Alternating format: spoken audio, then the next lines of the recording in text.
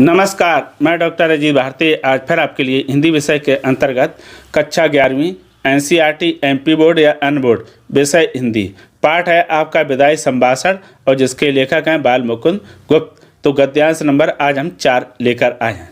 ठीक है, तो चलो फिर शुरू करते हैं। प्रश्न देखो कुछ इस प्रकार से दिया है कि निम्नलिखित गद्यांश की संदर्भ प्रसंग सहित व्याख्या कीजिए।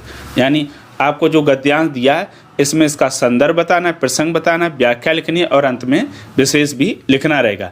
कभी कभी परीक्षा में विशेष लिखा रहता है प्रश्न में और कभी कभी प्रश्न में नहीं लिखा रहता, लेकिन हम लिख देंगे तो बेटर रहेगा। अब चलो सबसे पहले क्या करेंगे, गद्यांश को हम कम से कम 2 बार पढ़ लेंगे, लेकिन जब हम परीक्षा में इस प्रश्न का उत्तर लिखें तब यहाँ पर तो मैं सिर्फ एक ही बार पढ़ूंगा। तो चलो पढ़ते हैं।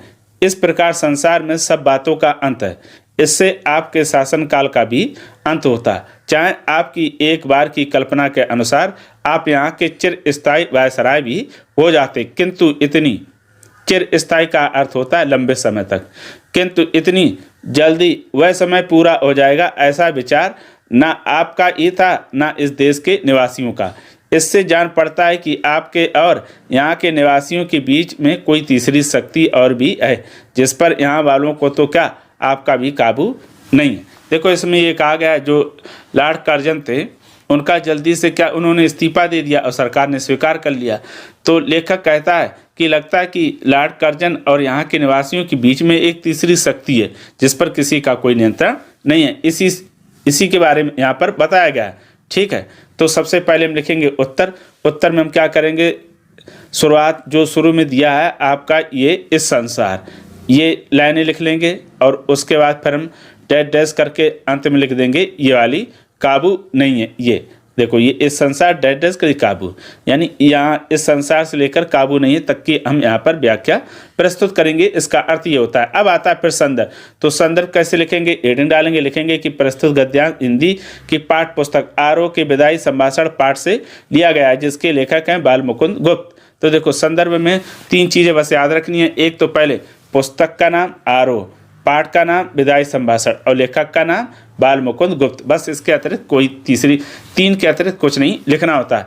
अब संदर्भ लिखने के पश्चात फिर हम शुरू करेंगे प्रसंग का। तो प्रसंग इस प्रकार से लिखते हैं।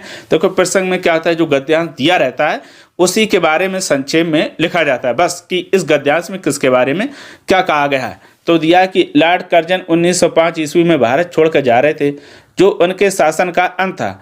उनकी अनुचित नीतियों ने उनके शासन का अंत कर दिया। ठीक, यानी इसमें ये कहा गया कि इसमें इस गद्यांश में कहा गया कि लॉर्ड कर्जन की अनुचित नीतियों ने उनके शासन का अंत कर दिया। इसी की हम क्या करेंगे, यहाँ पर व्याख्या करेंगे। तो चलो शुरू करते हैं व्याख्या। हेडिंग डालेंगे, फिर लिखेंगे संसार में जो वस्तु आई है उसका अंत अवश्य होगा। यानी संसार में जो भी वस्तु आई है उसका अंत यानी नष्ट तो निश्चित होता है। ठीक, ऐसा नहीं कि जो आ गया अमर हो गया। जो जन्म लेता है वह मरता है, यानी जो जन्म लेता वो मरता भी है। भाई जन्म के साथ जैसे ही जन्म लेता वैसे ही उसकी मृत्यु निश्चित हो जाती है। यही बात लॉर्ड कर्जन के शासन के साथ हुई। कोई अच्छा कार्य करता है, कोई न्यायपूर्ण, पर अंत सबका होता है। देखो कोई अच्छा काम भी करता है और कोई अच्छा नहीं करता है, लेकिन क्या होता है, जो अंत होता है वो न्यायपूर्ण ही होता है। फिर दिया है कि दुष्ट को कोसा जाता है तथा अच्छे व्यक्ति की प्रशंसा की जाती है। यानी जो अच्छे होते हैं उनकी हमेशा तारीफ की जाती है और जो बुरे होते हैं उन्हें क्या उनकी हमेशा कोसा जाता है, उनकी बुराई की जाती है। लॉर्ड कर्जन यदि अच्छी नीतियां अपनाते तो शायद भारत के स्थायी वायसराय बने रहते। तो लेखक कहता है अगर लॉर्ड कर्जन अच्छी नीतियों को अपनाते और भारतीय खुश रहते तो निश्चित रूप यानी संभावना थी कि वो लंबे समय तक वायसराय यहाँ बने रहते। प्रथम चरण में उन्होंने अंग्रेज सरकार के हित में अच्छे कार्य किए। यानी पहली बार जब वो वायसराय बने तो उन्होंने सरकार के हित में बहुत अच्छे काम किए, परंतु बंगाल विभाजन जैसी घटनाओं ने उनका समय पूरा कर दिया। लेकिन उन्होंने जहाँ बंगाल का विभाजन करा बस वहीं इनके बुरे दिन शुरू हो गए। भारतीय जनता को भी अंदाज नहीं था कि उनकी इतनी जल्दी विदा का समय आ जाएगा। यानी भारतीयों को भी नहीं पता था कि इतनी जल्दी उनका अंत आ जाएगा। उसी प्रकार लॉर्ड कर्जन ने भी लौटने की कल्पना नहीं की थी, परंतु एक तीसरी शक्ति जो ईश्वर हो सकती है पर किसी का बस नहीं चलता।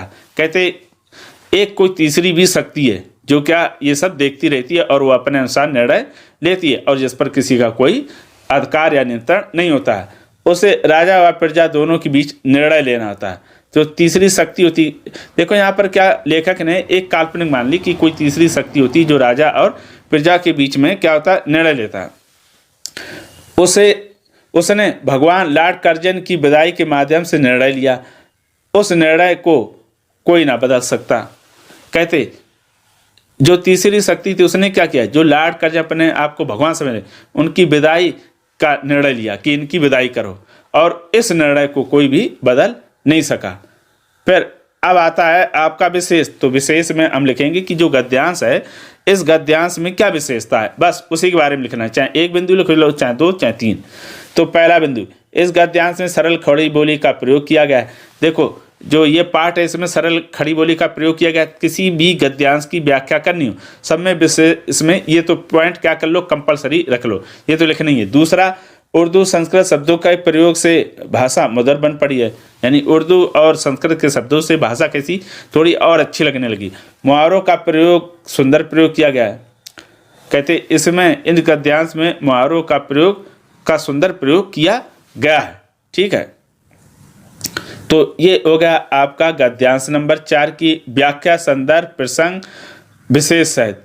तो अगर उसके पश्चात भी इसमें किसी प्रकार का डाउट हो तो कमेंट करके हमें अवश्य बताइएगा। और जो इससे संबंधित इस पाठ के प्रश्न उत्तर हैं, सारांश है और अन्य गद्यांश की जो व्याख्या है उनकी भी डिस्क्रिप्शन बॉक्स में इसके हमने लिंक दे दिए, वहाँ जाकर भी आप आसानी से उन्हें समझ सकते हैं। तो फिर आज के लिए इतना ही, अब हम फिर मिलेंगे किसी नए विषय के साथ, तब तक के लिए धन्यवाद।